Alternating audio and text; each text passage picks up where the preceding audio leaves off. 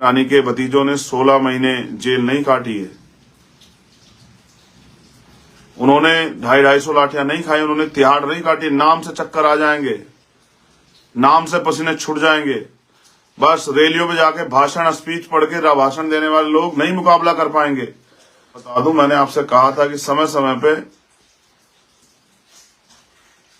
हमारे लोगों को विरोधी दल हथियार के तौर पे यूज करेंगे।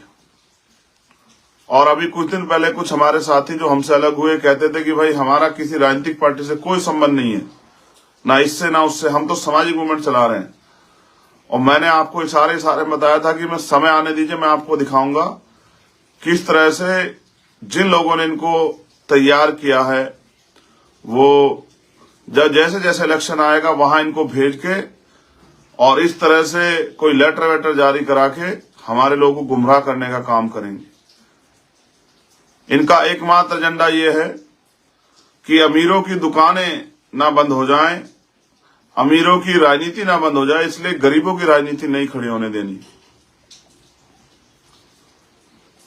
इनका कोई हस्तक्षेप भी नहीं है, इनके कैसे कोई एक प्रत्याशी को टिकट भी नहीं देगा, लेकिन फिर भी क्योंकि थोड़े बहुत लाभ के लिए इनको अवसर मिल जाते हैं, इसलिए इनके जरिए समाज में संदेश देने काम करना है कि भाई देखो वहां तो दिक्कत है। आज जो लोग इनके साथ लगे थे ये सोच के कि ये सही होंगे, उनको भी ये दिखाई दिया होगा कि किस तरह से आजाद समाज पार्टी के विरोधियों के इशारे पे ये लोग आजाद समाज पार्टी के मेहनती संघर्षशील प्रत्याशी को कमजोर करने के लिए उनके षड्यंत्र का हिस्सा बन गए। इनको जानकारी भी नहीं है, नासमझ लोग हैं।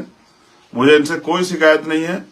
अगर किसी तरह ऐसे भी किसी का काम आगे बढ़ता हो तो उसके लिए भी बधाई। पिछले कई दिनों से देख रहा हूं कि बड़े पैमाने पर मेरा विरोध किया जा रहा है। उसका एकमात्र कारण ये है क्योंकि मेरे पास आपकी समस्याओं का सलूशन है। विरोध उसका होता है जिसके पास सलूशन होता है। जिसके पास सलूशन इन समस्याएं उसका कोई विरोध नहीं करता है। और विरोध उसका होता है जो कुछ कर रहा होता है। अगर मैं घर पे खाली बैठा होता, एसी में पड़ के आराम कर रहा होता, चुनाव के दिनों में बाहर निकलता तो शायद मेरा विरोध नहीं होता। आज धन्ना सेठों की आंखों में एक गरीब का बेटा चुभ रहा है और इसकी कीमत चुकानी पड़ रही है। जिस तरह से राकेश पासवान की हत्या हुई, काम करने वाले मेरे भाई की बिहार में, जिस तरह से विदिशा में हमारे जिलाध्यक्ष की हत्या हुई जिसकी जांच चल रही है, जिस तरह से पूरे देश में हमारे कार्यकर्ताओं पे झूठे मुकदमे और तमाम तरह की परेशानियां खड़ी की जा रही हैं, जेल भेजा जा रहा है, ये सब समाज के लिए लड़ने का परिणाम है। व्यक्तिगत लड़ाई नहीं है। मैंने भी 16-16 महीने जेल काटी और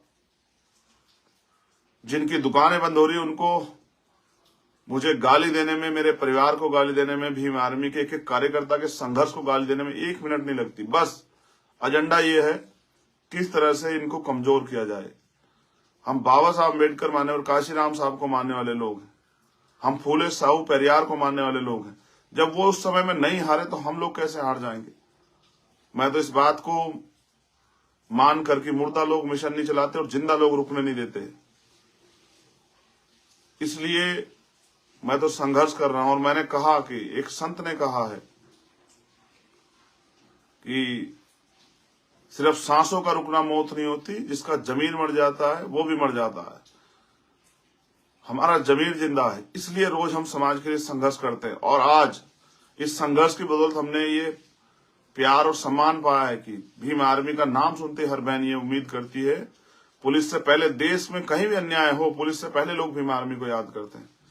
लेकिन ये हमने संघर्ष से कमाया, विरासत से नहीं कमाया, ये हमने परिवार से नहीं कमाया। मेरे पिताजी नहीं थे कोई नेता। मेरे पिताजी तो प्राइमरी स्कूल के हेडमास्टर थे, साइकिल पे जा जाके ड्यूटी करके आए। मेरी माँ तो हाउसवाइफ है। आप जितने मेरे भाई मेरे साथ काम करते उनकी माँ जैसी, खेत से घास लाके मेरे पेट को पाला और मेरे परिवार को पाला। और तब जाके पढ़ पाए हम लोग, तब जाके जो है अच्छा भोजन मिल पाया, तब जाके साफ पानी मिल पाया, तब जाके वो सुविधाएं मिल पाई जिससे आगे बढ़ पाए। अगर नहीं होती सुविधाएं, नहीं मेरी माँ और मेरे पिताजी ने ये संघर्ष किया होता तो शायद नहीं मिल पाता ये सब कुछ और नहीं खड़ा हो पाता चंद्रशेखर आपके बीच। और फिर इसके लिए धन्यवाद बाबा साहब अम्बेडकर का।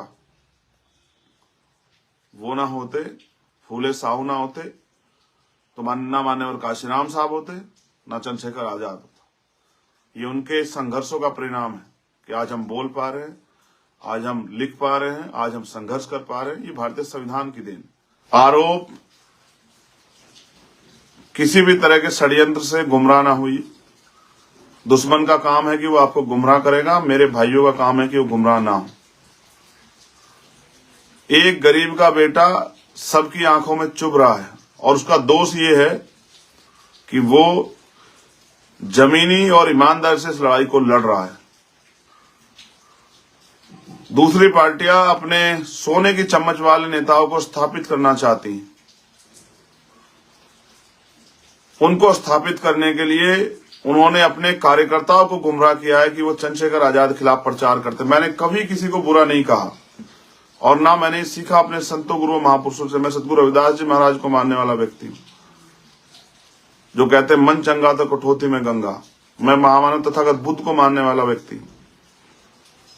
जो किसी की बुराई को अच्छाई नहीं मानते हैं।